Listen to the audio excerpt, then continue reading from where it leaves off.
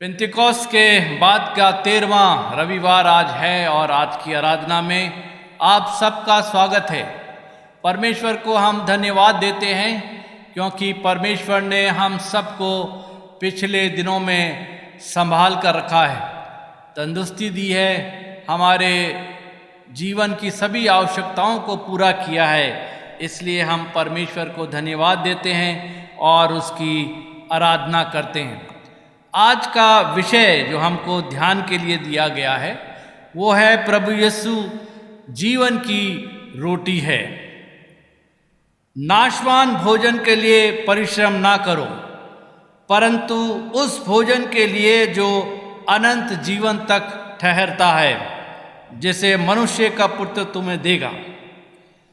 आइए हम सब परमेश्वर की स्तुति करेंगे और गीत गाएंगे, प्रभु का धन्यवाद करूंगा।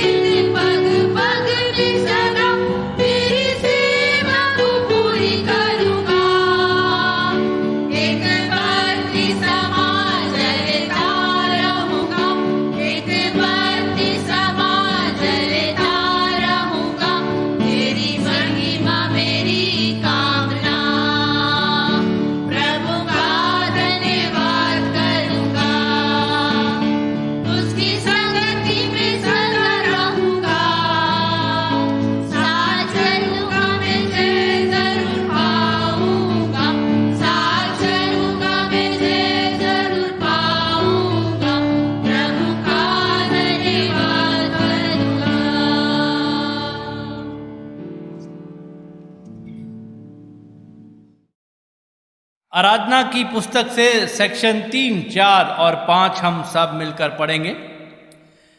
प्रभु ख्रीस्त का अनुग्रह, परमेश्वर का प्रेम और पवित्र आत्मा की सहभागिता आप सबके साथ हो।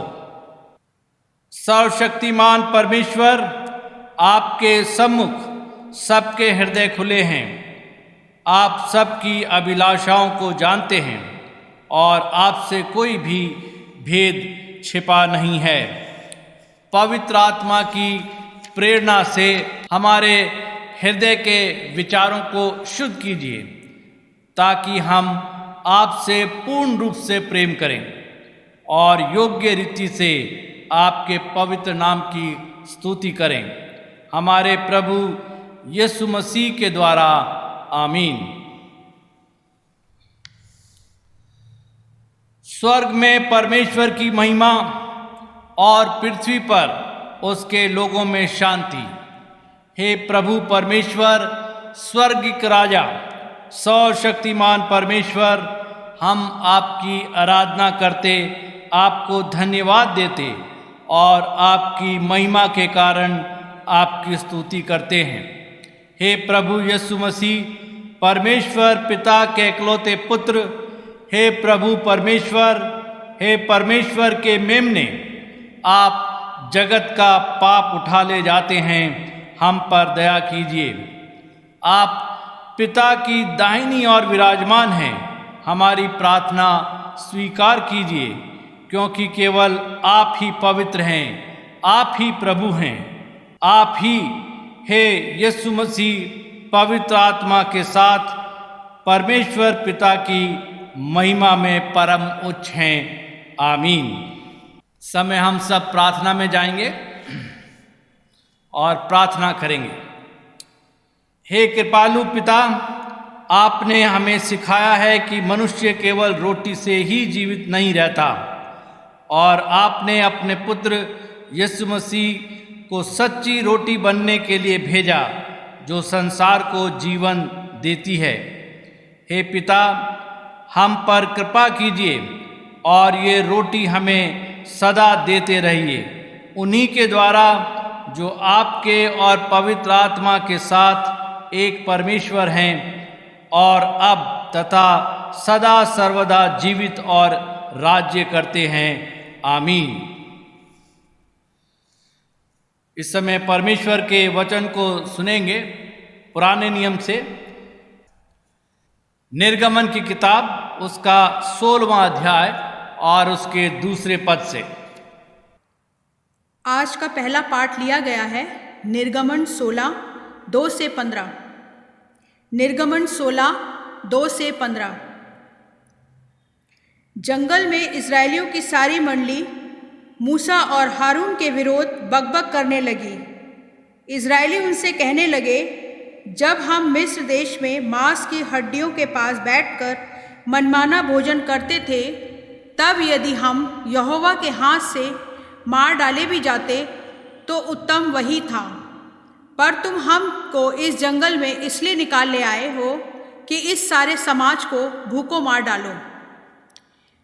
तब यहोवा ने मूसा से कहा, देखो, मैं तुम लोगों के लिए आकाश से भोजन वस्तु बरसाऊंगा और ये लोग प्रतिदिन बाहर जाकर प्रतिदिन का भोजन इकट्ठा करेंगे। इससे मैं उनकी परीक्षा करूंगा कि ये मेरी व्यवस्था पर चलेंगे कि नहीं। और ऐसा होगा कि 6वें दिन वह भोजन अन्य दिनों से दूना होगा। इसलिए जो कुछ वे उस दिन बटोरे उसे तैयार रखें। तब मूसा और हारून ने सारे इस्राएलियों से कहा, सांझ को तुम जान लोगे कि जो तुमको मिस्र देश से निकाल ले आया है वह यहोवा है, और भोर को तुम्हें यहोवा का तेज देख पड़ेगा, क्योंकि तुम जो यहोवा पर बुड़बुड़ाते हो उसे वह सुनता है, और हम क्या हैं कि तुम हम पर बुड़बुड़ाते हो। फिर मूसा ने कहा, यह तब होगा जब यहोवा सांझ को तुम्हें खाने के लिए मांस और भोर को रोटी मनमाने देगा, क्योंकि तुम जो इस पर बुड़बुड़ाते हो उसे वो सुनता है। और हम क्या हैं, तुम्हारा बुड़बुड़ाना हम पर नहीं यहोवा ही पर होता है। फिर मूसा ने हारून से कहा, इज़राइलियों की सारी मंडली को आज्ञा दे कि यहोवा के सामने वरन उसके समीप आए, क्योंकि उसने उनका बुड़बुड़ाना सुना है। और ऐसा हुआ कि जब हारून इज़राइलियों की सारी मंडली से ऐसे ही बातें कर रहा था कि उन्होंने जंगल की ओर दृष्टि करके देखा और उनको यहोवा का तेज बादल में दिखलाई दिया। तब यहोवा ने मूसा से कहा, इज़राइलियों का बुड़बुड़ाना मैंने सुना है। उनसे कह दे कि गोधूली के समय तुम मांस खाओगे और भोर को तुम रोटी से तृप्त हो जाओगे, और तुम ये जान लोगे कि मैं तुम्हारा परमेश्वर यहोवा हूँ।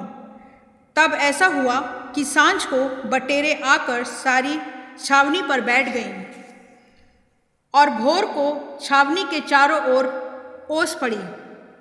और जब ओस सूख गई तो वे क्या देखते हैं कि जंगल की भूमि पर छोटे छोटे छिलके पाले के किनकों के समान पड़े हैं।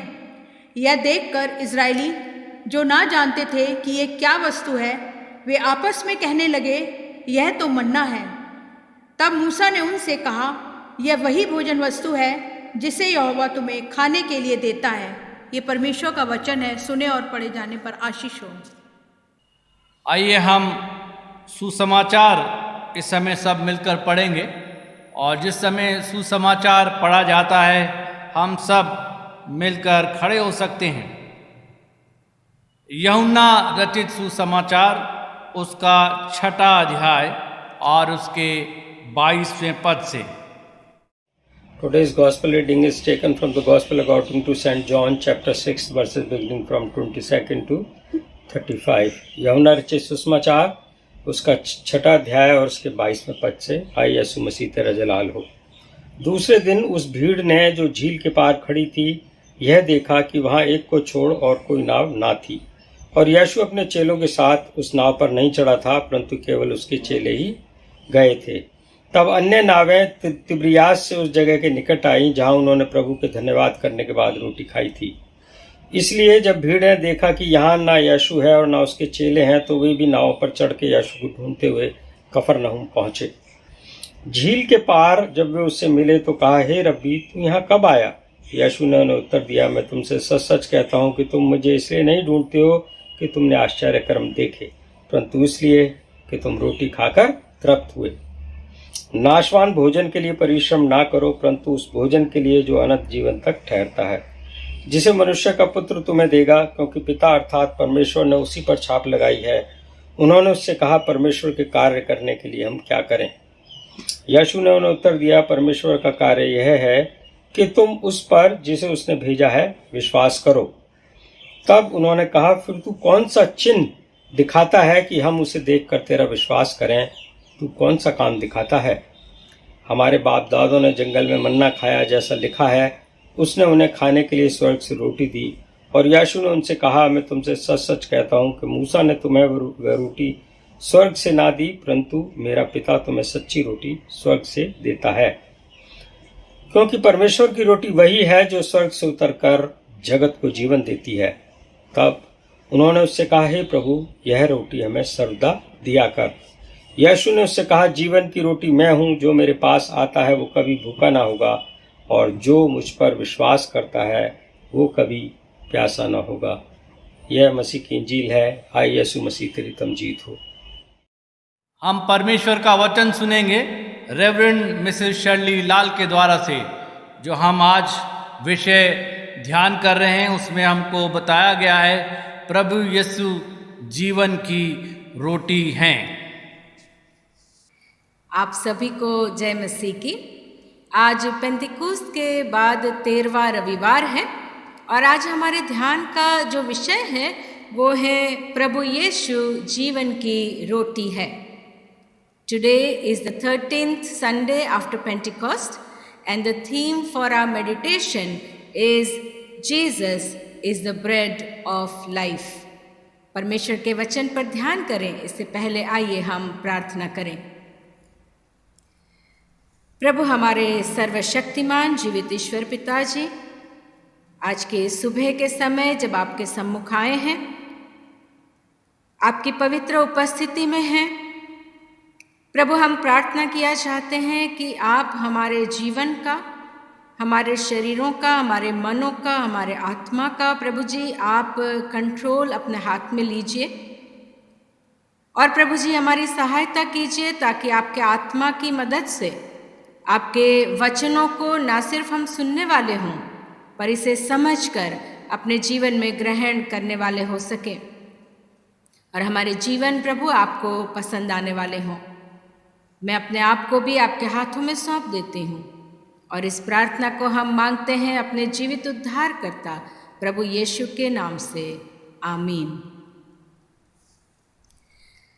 एक बार एक यंग मदर अपने छोटे से बच्चे को लॉर्ड्स प्रेयर यानी प्रभु की प्रार्थना सिखा रही थी और जब उसने ये लाइन बोली कि हमारी रोज़ की रोटी आज हमें दें, तो वो बच्चा एकदम रुक करके अपनी मम्मी से पूछा, मम्मी प्लेन रोटी या butter roti?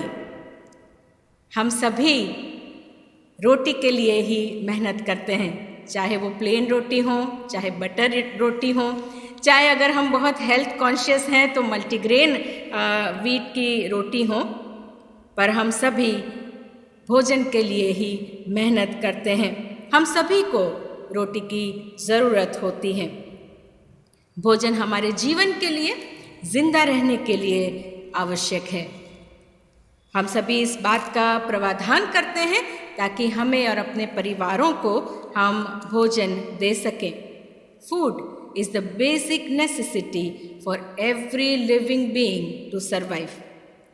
The Old Testament text and the Gospel text which were read before us this morning also speak something about food. और हम इन दोनों पाठों से आज कुछ समय कुछ बातों को अपने जीवन के लिए सीखने का प्रयास करेंगे।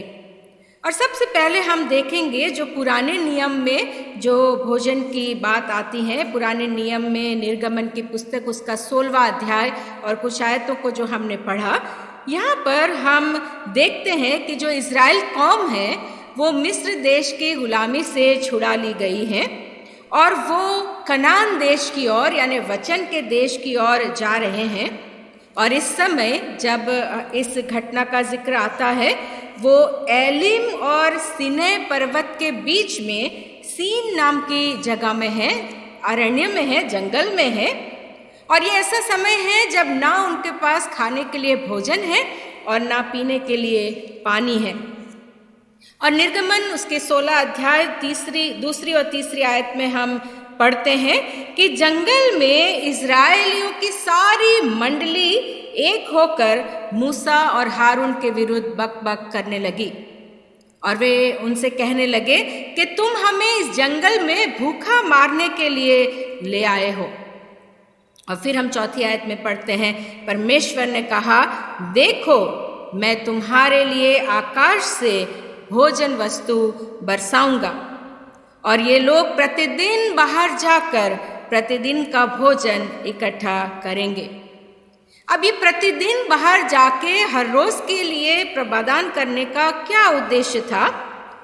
और ये तो वो था कि परमेश्वर जान सके, छठी आयत में जैसे लिखा है कि परमेश्वर जान सके कि ये लोग उनकी व्यवस्था पर, उनकी आज्ञाओं पर चलते हैं या नहीं। और दूसरी बात जो यहाँ पर मूसा उन्हें कहता है कि सांझ को तुम जान लोगे कि जो तुमको मिस्र देश से निकाल कर ले आया है वो यहोवा है। और फिर हम इतिहास में जानते हैं कि ऐसा ही हुआ। 17 और 18 आयत में लिखा है कि इस्राएलियों ने ऐसा ही किया और परमेश्वर ने अद्भुत रीति से उन्हें भोजन का प्रावधान उनके लिए किया। इस्राएलियों के इस अद्भुत अनुभव से हम इस बात को जान सकते हैं कि परमेश्वर हमारी ज़रूरतों को जानते हैं और उनके अनुसार वो उन्हें पूरा भी करते हैं। और इस मान्ना या जो भोजन आकाश से बरसाया गया उसके विषय में हम पुराने नियम में पढ़ते हैं। And this experience of the Israelites has been quoted several times in the Bible, especially in the New Testament. और आज जो सुसमाचारों का पाठ हमने पढ़ा, यूहन्ना रचित सुसमाचार उसका 6 अध्याय और 22 से 35 आयतों में, यहाँ भी उस घटना का यानी जो भोजन मान्ना परमेश्वर ने इज़राइल कौम को दी उसका जिक्र यहाँ किया गया है। और इस घटना में हम देखते हैं, यूहन्ना की इंजील उसके 6 अध्याय की इस घटना में हम देखते हैं कि एक बहुत बड़ी भीड़ जिनको प्रभु यीशु ने भोजन से तृप्त किया था, वो उन्हें ढूंढती हुई उनके पीछे चली आ रही है। यहाँ पर हम देखते हैं यूहन्ना 6 और उसकी 26वीं आयत में प्रभु यीशु इन लोगों से कहते हैं, मैं तुमसे सच सच कहता हूँ, तुम मुझे इसलिए नहीं ढूंढते हो कि तुमने आश्चर्य कर्म देखे, परंतु इसलिए कि तुम रोटियां खाकर तृप्त हुए। और फिर प्रभु यीशु इन लोगों के साथ वार्तालाप करते हैं। We find an interaction between the crowd and Jesus. और यहाँ पर फिर एक बार ये लोग जो हैं वो प्रभु यीशु के सामने मान्ना का जिक्र करते हैं। और यहाँ पर वो कहते हैं कि मूसा ने उनके पूर्वजों को आकाश से मान्ना खिलाई। और वो कहते हैं प्रभु यीशु से कि वो भी कोई ऐसा चिन्ह दिखाएं। और यहाँ पर इस वार्तालाप में प्रभु यीशु अपनी पहचान बताते हुए 35वीं आयत में कहते हैं, जीवन की रोटी मैं हूँ। I am the bread of life. प्रभु यीशु अपने सुसमाचारों में हम देखते हैं कि अपने जीवन काल में 7 बार मैं हूँ का प्रयोग करते हैं। और उनमें से एक यहाँ पर हमें मिलता है जब वो कहते हैं, जीवन की रोटी मैं हूँ। अब ये जो मान्ना जो इजरायली लोगों को परमेश्वर ने दी और प्रभु यीशु जो कहते हैं कि जीवन की रोटी मैं हूँ, इन दोनों भोजन या इन दोनों रोटी के बीच में कुछ समानताएं या क्या उनके बीच में संबंध है, उसे हम जानने का प्रयास करेंगे। और सबसे पहली बात हम इन दोनों रोटियों के विषय में जानते हैं वो तो ये है कि उन दोनों को परमेश्वर ने आकाश से या स्वर्ग से भेजा था। Both were sent by God. निर्गमन की पुस्तक में 16 अध्याय की 4 आयत में मूसा कहते हैं कि परमेश्वर उन्हें भोजन देंगे। लेकिन यूहन्ना की इंजील उसके 6 अध्याय में जो ये भीड़ आई है वो प्रभु यीशु से कहते हैं कि मूसा ने जंगल में हमारे पूर्वजों को मन्ना खिलाई। और फिर प्रभु यीशु उन्हें करेक्ट करते हुए 32वीं आयत में कहते हैं, मैं तुमसे सच सच कहता हूँ कि मूसा ने तुम्हें ये रोटी स्वर्ग से नहीं दी, परंतु मेरा पिता तुम्हें सच्ची रोटी स्वर्ग से देता है। यानी जो मान्ना इजरायली कौम को अरण्य में जंगल में मिली वो परमेश्वर ने भेजी थी, परमेश्वर ने दी थी। और वैसे ही प्रभु यीशु जो जीवन की रोटी है वो कई बार अपने प्रवचन में कहते हैं कि उन्हें भेजने वाले परमेश्वर है। परमेश्वर पिता ने उन्हें इस संसार में भेजा है। So the first thing that we learn today is whether it is manna, the bread in the wilderness that Israelites received, or it is Jesus, the bread of life that the world received. Both are sent from God. Both are from God. इज़राइलियों ने जो मान्ना जंगल में खाई या प्रभु यीशु जो जीवन की रोटी है, उन दोनों का भेजने वाला या उन दोनों को देने वाला परमेश्वर है। परमेश्वर जानते थे कि इज़राइली लोगों को जंगल में भोजन की आवश्यकता थी और उन्होंने उन लोगों को मान्ना से तृप्त किया। वैसे ही परमेश्वर जानते थे कि इस संसार में मनुष्य जो पाप में मर रहे हैं उन्हें उद्धार की जरूरत है और उसके लिए प्रभु यीशु को पाना जरूरी है।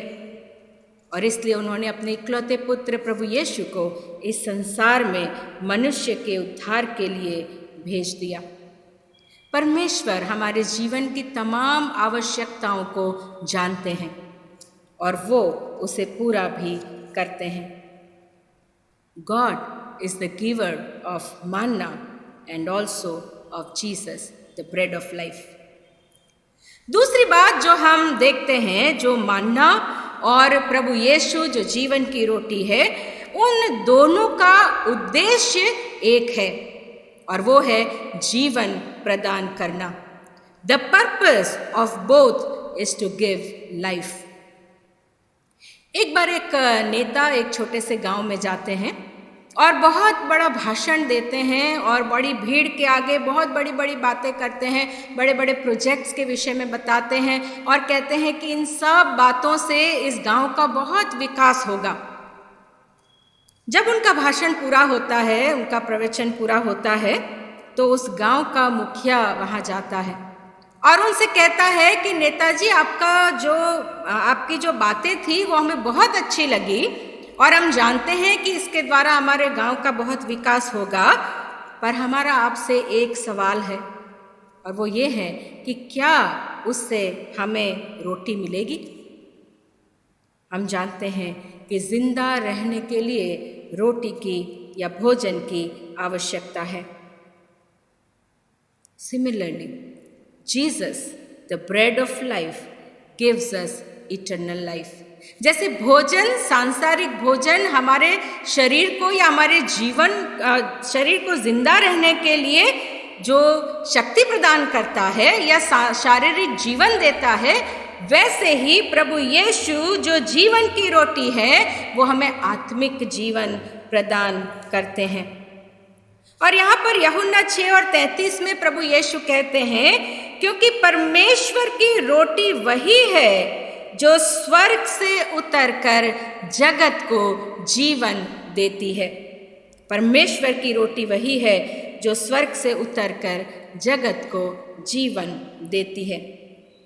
और फिर वर्स 39 में 39 आयत में लिखा है, और मेरे भेजने वाले की यही इच्छा है कि जो कुछ उसने मुझे दिया है उसमें से मैं कुछ ना खोऊं, परंतु उसे अंतिम दिन फिर जिला उठाऊं।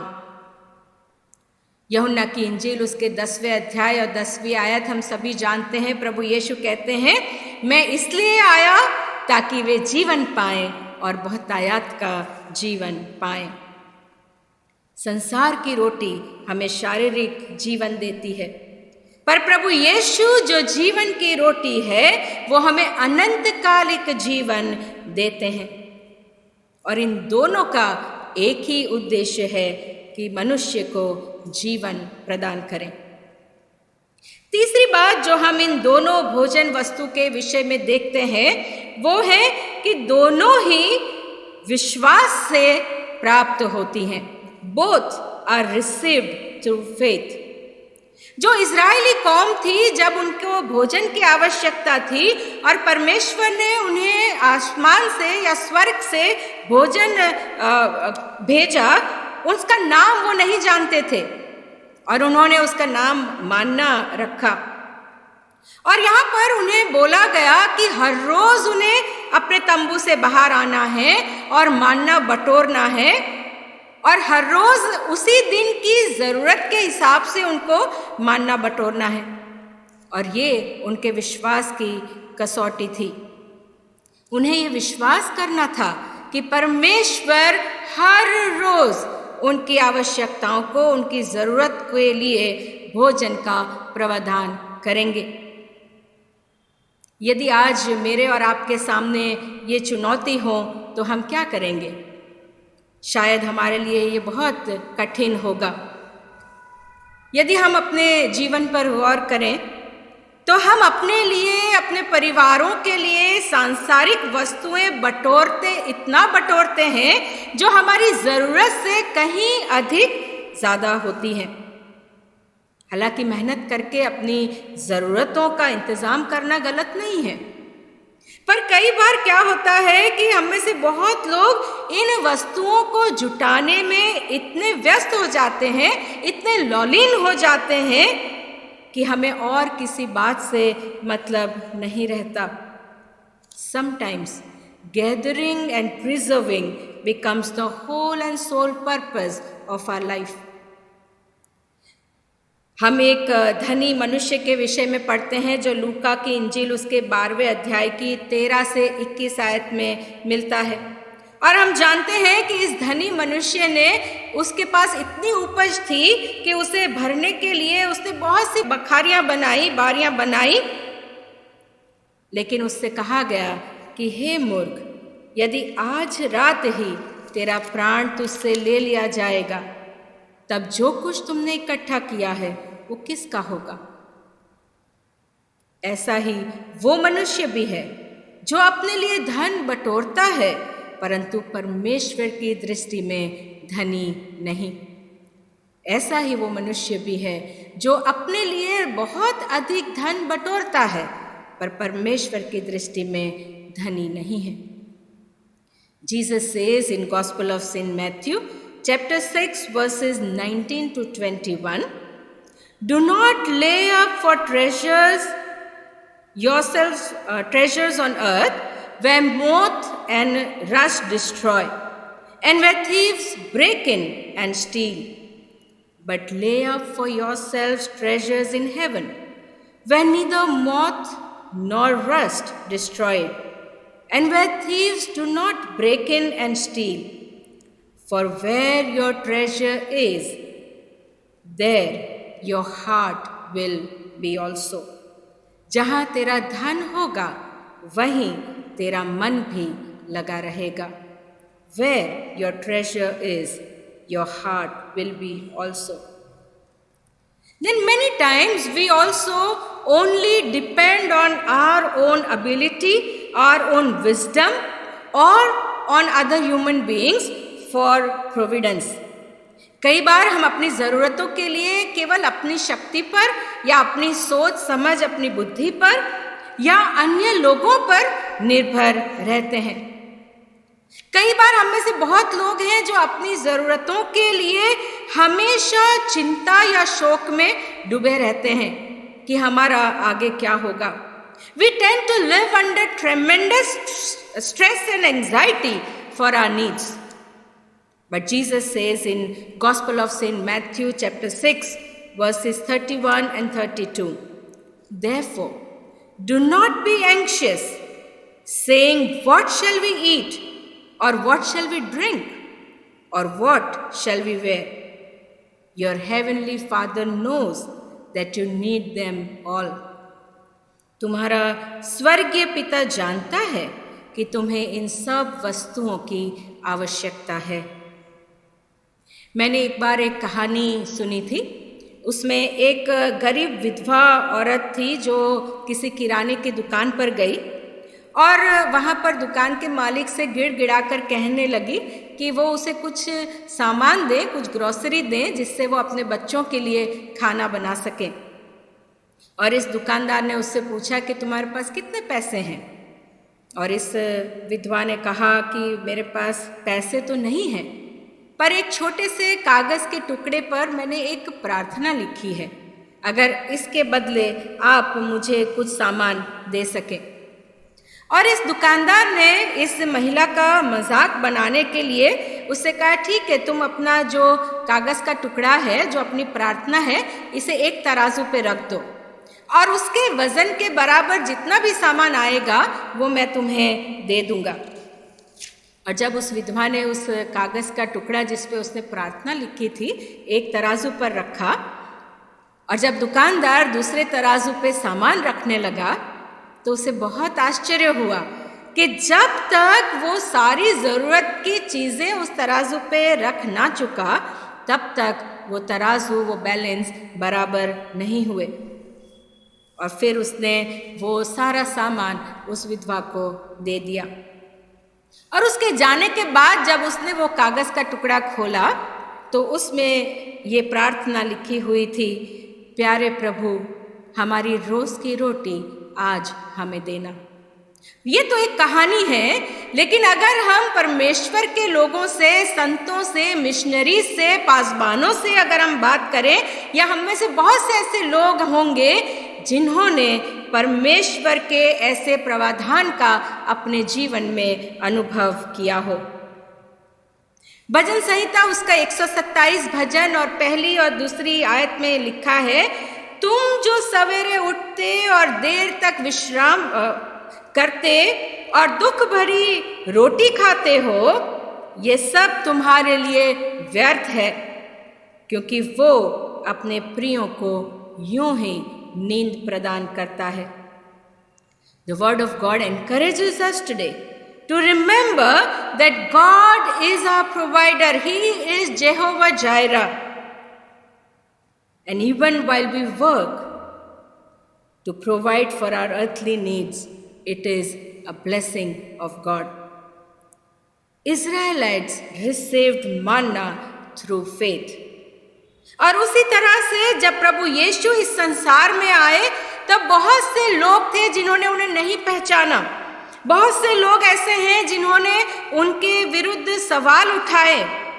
यहाँ पर इस 6 अध्याय की 41 आयत में भी हम देखते हैं कि Jews grumbled against Jesus. कई बार बहुत से लोगों ने पूछा कि ये कौन व्यक्ति है। अगर आज भी हम देखें तो बहुत से लोग ऐसे हैं जो प्रभु यीशु के विषय में जानना चाहते हैं। They want to study about Christ, they want to know about Christ, they want to read about Christ. और कई ऐसे भी लोग हैं जो प्रभु यीशु का विरोध करते हैं। But let us remember that Christ can be received only through faith. केवल विश्वास ही से हम प्रभु यीशु को पा सकते हैं। परमेश्वर का वचन कहता है, यूहन्ना की इंजील उसका 3 अध्याय और 16 आयत, हम सभी इसे जानते हैं कि परमेश्वर ने जगत से ऐसा प्रेम किया कि उसने अपना इकलौता पुत्र दे दिया ताकि जो कोई उस पर विश्वास करे वो नाश ना हो पर अनंत जीवन पाए। जो कोई उस पर विश्वास करे, चाहे वो मानना हो या प्रभु यीशु जो जीवन की रोटी है, उसे पाने के लिए अपने जीवन की तमाम आवश्यकताओं का प्रावधान के लिए परमेश्वर पर विश्वास होना बहुत ही महत्वपूर्ण है। और आखिरी बात जो हम इन दोनों भोजन वस्तुओं के विषय में जानते हैं कि इस रोटी के लिए भूख होना बहुत ज़रूरी है। Hunger for this bread is very very essential. Israeli कौम जो इस समय जंगल में थी और वो भूख से बेहाल थे, उन्हें भोजन की जरूरत महसूस हुई और इसलिए परमेश्वर ने उनके लिए भोजन का प्रावधान किया।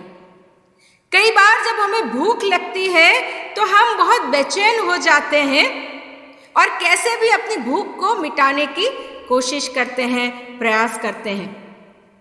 लेकिन कई बार ऐसा भी होता है कि हमें भूख नहीं लगती और जब बहुत लंबे समय तक अगर भूख ना लगे तो क्या करते हैं, हम अपनी भूख बढ़ाने का प्रयास करते हैं। कई लोग टॉनिक लेते हैं, कुछ मेडिसिन लेते हैं, ऐसे उपाय करते हैं जिससे कि हमारी भूख बढ़ सके। लेकिन अफसोस की बात यह है कि जैसे हम शारीरिक भोजन की ज़रूरत महसूस करते हैं, उसी प्रकार हम आत्मिक भोजन की भूख महसूस नहीं करते। कई बार उतनी तीव्रता से हमें आत्मिक बातों की भूख नहीं होती। जैसे भजन का लिखने वाला कहता है, भजन संहिता उसका 42वां भजन और पहली आयत, वो कहता है जैसे हिरनी नदी के जल के लिए हाँफती है, वैसे ही परमेश्वर मैं तेरे लिए हाँफता हूँ। जीवते ईश्वर परमेश्वर का मैं प्यासा हूँ। यूहन्ना रचित सुसमाचार का जो पाठ हमने पढ़ा, यहाँ भी हम पढ़ते हैं कि जो भीड़ प्रभु यीशु के पीछे आई है उनको प्रभु यीशु कहते हैं, 27वीं आयत में अगर हम पढ़ें, प्रभु यीशु कहते हैं नाशवान भोजन के लिए परिश्रम ना करो, परंतु उस भोजन के लिए जो अनंत जीवन तक ठहरता है, जिसे मनुष्य का पुत्र तुम्हें देगा। आत्मिक बातों के लिए, आत्मिक रोटी के लिए, आत्मिक भोजन के लिए भूख होना बहुत ज़रूरी है। प्रभु यीशु कहते हैं मत्ती की इंजील उसका 5वां अध्याय और उसकी 6ठी आयत में, धन्य है वे जो धार्मिकता के भूखे और प्यासे हैं, क्योंकि वे तृप्त किए जाएंगे। धन्य है वे जो धार्मिकता के भूखे और प्यासे हैं, क्योंकि वे तृप्त किए जाएंगे। मेरे अजीजों, हम इस बात का स्मरण रखें कि चाहे वो शारीरिक भोजन है या आत्मिक भोजन है, दोनों का देने वाला परमेश्वर है। God is the provider of all our needs, whether physical or spiritual.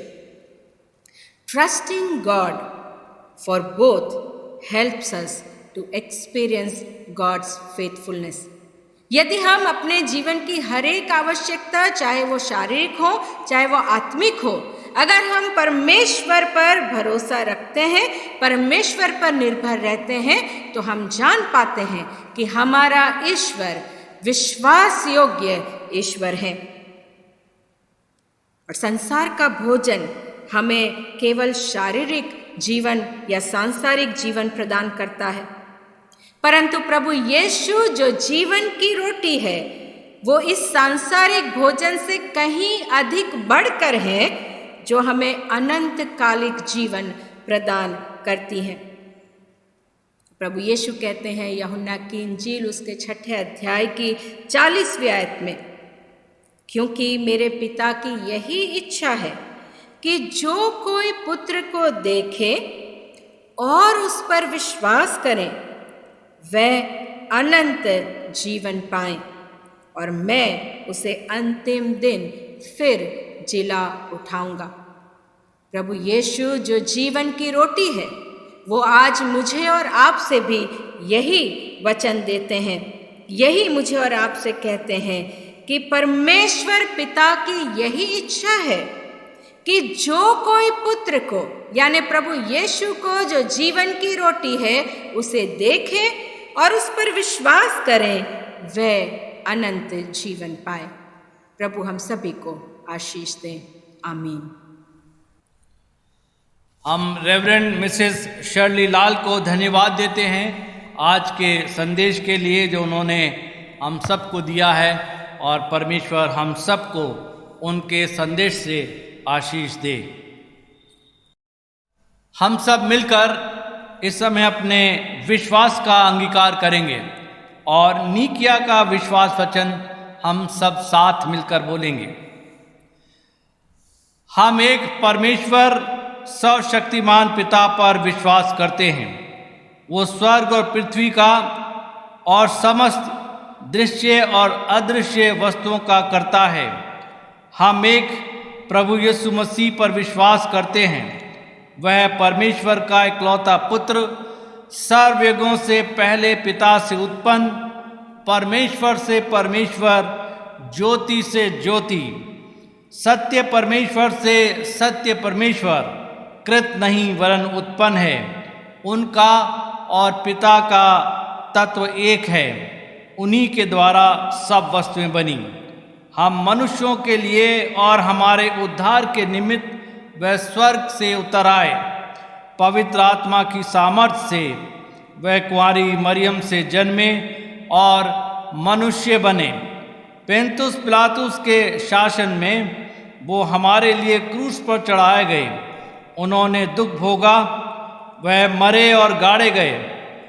पवित्र शास्त्र के कथन के अनुसार वह तीसरे दिन जी उठे। वह स्वर्ग पर चढ़ गए और पिता की दाहिनी ओर विराजमान है। वह जीवितों और मृतकों का न्याय करने के लिए महिमा के साथ फिर आएंगे और उनके राज्य का कभी अंत ना होगा। हम पवित्र आत्मा पर विश्वास करते हैं। वह प्रभु और जीवन दाता है। वह पिता और पुत्र से निकलता है। पिता और पुत्र के साथ उसकी आराधना और स्तुति की जाती है। वह नबियों के द्वारा बोला। हम एक पवित्र सार्वलौकिक और प्रेरितीय कलीसिया पर विश्वास करते हैं। हम पापों की क्षमा के लिए एक बपतिस्मे को मानते हैं। हम मृतकों के पुनरुत्थान को और आने वाले युग के जीवन की प्रतीक्षा करते हैं। आमीन। इस समय परहित निवेदन के लिए हम जाएंगे और परमेश्वर से प्रार्थना करेंगे। हम समस्त मानव जाति के लिए प्रार्थना करें और अपनी प्रार्थनाओं को प्रभु यीशु मसीह के निरंतर निवेदन के साथ अर्पण करें। हे पिता, हम प्रार्थना करते हैं कि समस्त संसार में न्याय और शांति स्थापित हो और प्रत्येक व्यक्ति भरपूर जीवन प्राप्त करे। हे दयावान प्रभु, हमारी प्रार्थना सुनिए। उन सब लोगों के लिए जो इस शहर में रहते हैं, उन सब बातों को दूर करने के लिए जिनसे आपसी फूट और झगड़े होते हैं, और हमारे देश में सच्ची एकता की बढ़ती के लिए हे दयावान प्रभु, हमारी प्रार्थना सुनिए।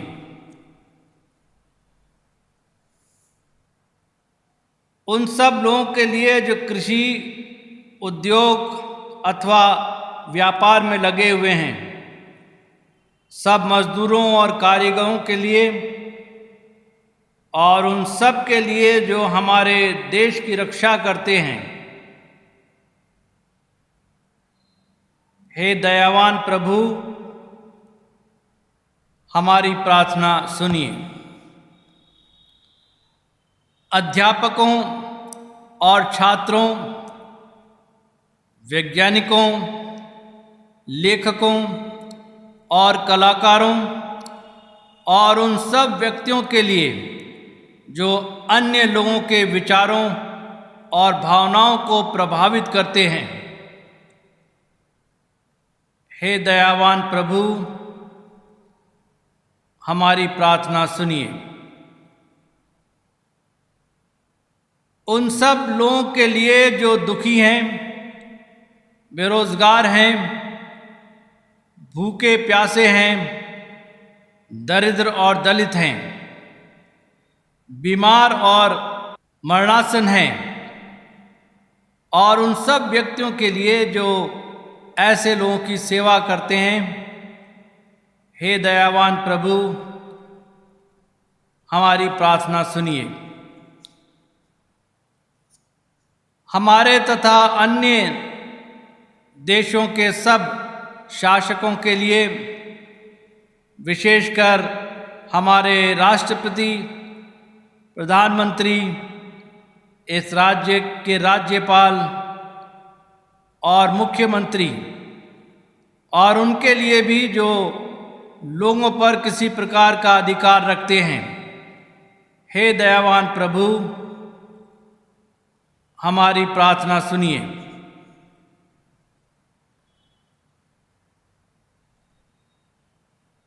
संपूर्ण मसीह समाज की एकता और मेल मिलाप के लिए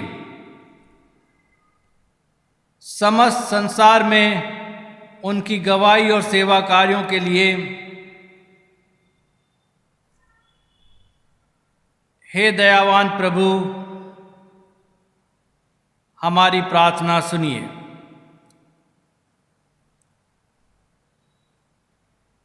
भारत में समस्त कलीसिया के लिए, उसकी परिषदों और अगुवों के लिए,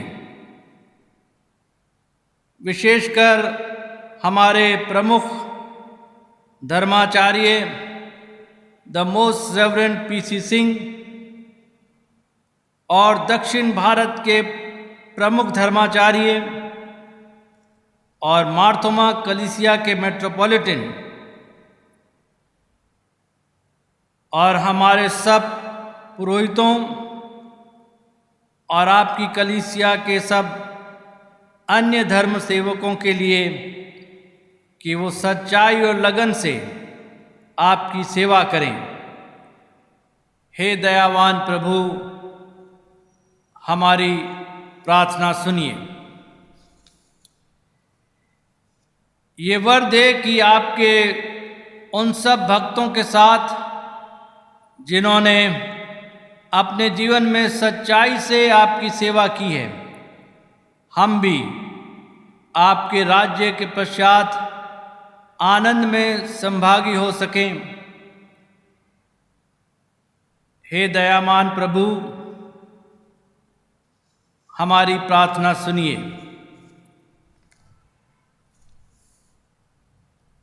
हे स्वर्गीय पिता, अपने राज्य को शीघ्र प्रकट कीजिए और हमारी इन प्रार्थनाओं को सुनिए। हम आपके पुत्र, अपने प्रभु और उद्धारकर्ता यीशु मसीह के नाम से ये मांगते हैं, आमीन। इस समय हम सब मिलकर एक और गीत गाएंगे, और जिस समय हम इस गीत को गाते हैं हम दान स्वीकार करेंगे, और जितने हम अपनी जगहों पर हैं अपने दान को लेकर रख सकते हैं, और जब हम चर्च आने का समय प्राप्त करेंगे तब उसको आकर जमा करा सकते हैं। हम गीत गाएंगे, आशीष तुझसे चाहते हैं।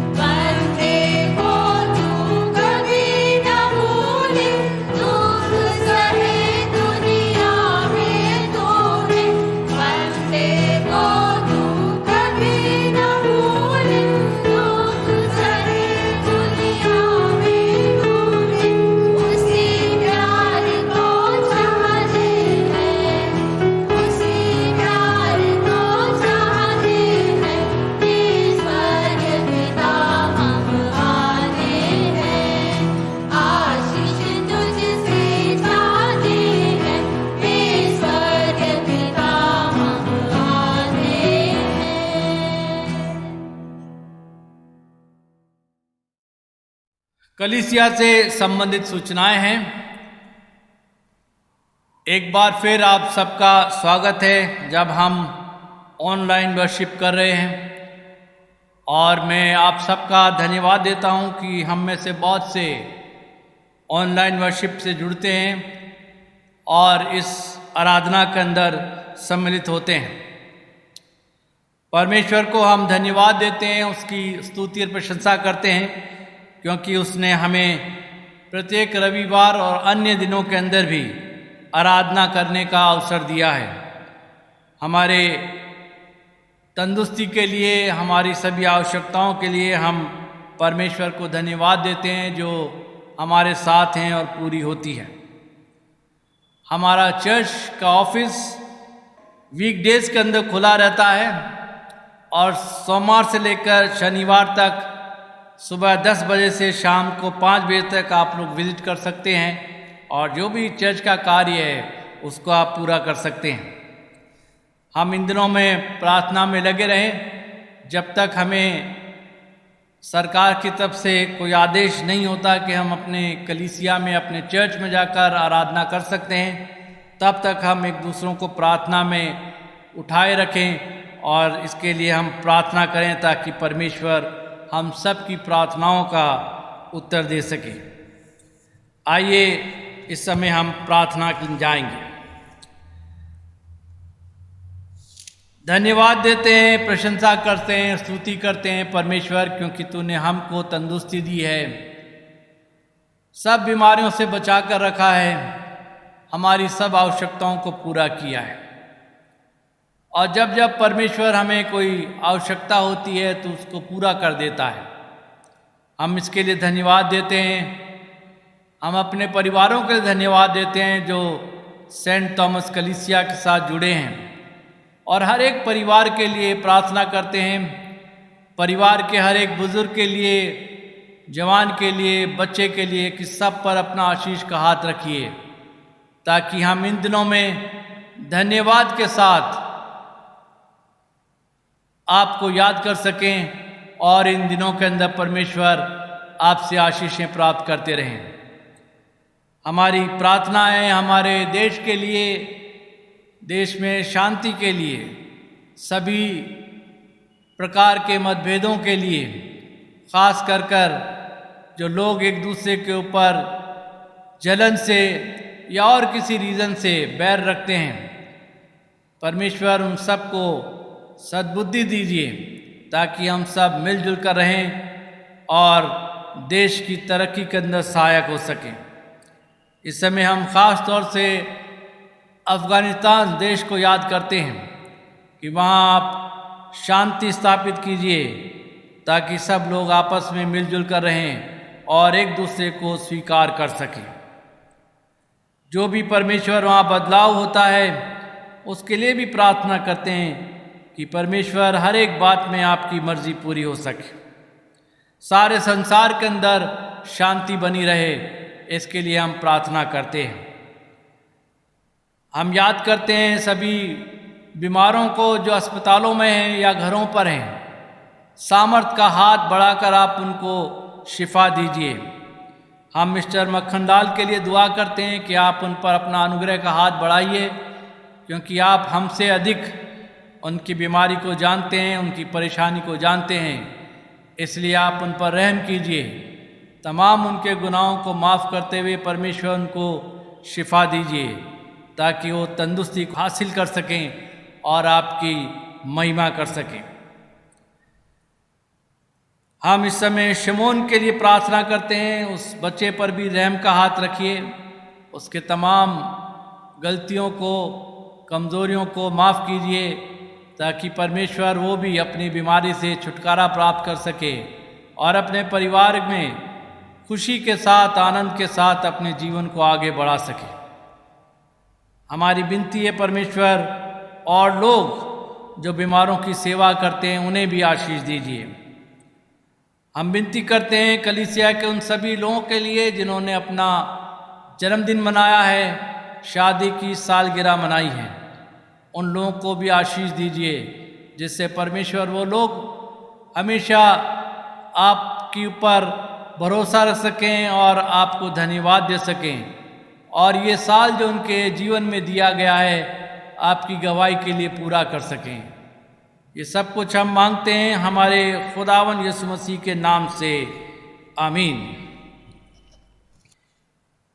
हे हमारे स्वर्गीय पिता, आपका नाम पवित्र माना जाए, आपका राज्य आए, आपकी इच्छा जैसे स्वर्ग में पूरी होती है वैसे ही पृथ्वी पर भी पूरी हो।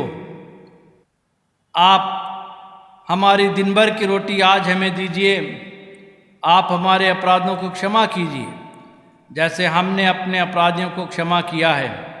आप हमें परीक्षा में मत डालिए परंतु बुराई से बचा लीजिए, क्योंकि राज्य, पराक्रम और महिमा अब और सदा सर्वदा आप ही के हैं। आमीन। परमेश्वर की शांति जो सारी समझ से परे है, परमेश्वर के उसके पुत्र हमारे प्रभु यीशु मसीह के ज्ञान और प्रेम में आपके हृदय विचारों को सुरक्षित रखे और सर्वशक्तिमान परमेश्वर पिता, पुत्र और पवित्र आत्मा की आशीष आप पर हो और आपके साथ सदा सर्वदा बनी रहे। आमीन।